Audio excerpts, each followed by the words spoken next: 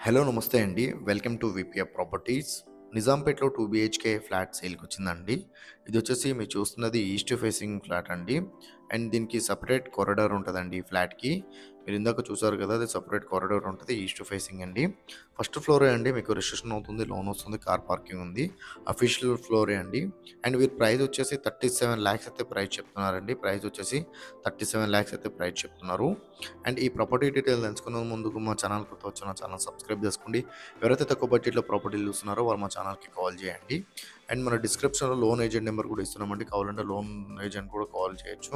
And డిస్క్రిప్షన్‌లో office address కూడా పెడుతున్నామండి. కావాలంటే ఆఫీస్‌కి కూడా రావచ్చు మీరు ఈ ప్రాపర్టీ డీటెయిల్ తెలుసుకోవడానికి.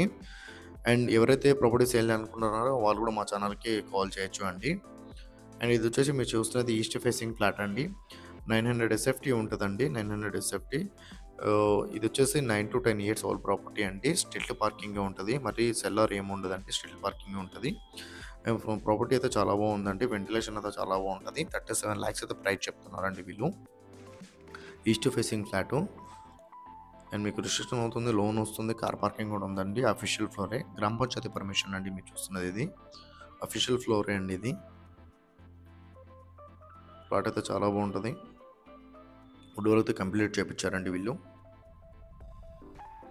ఇది వచ్చేసి బిల్డింగ్ అవుట్లుక్ అండి మీరు చూస్తున్నది. Building outlook.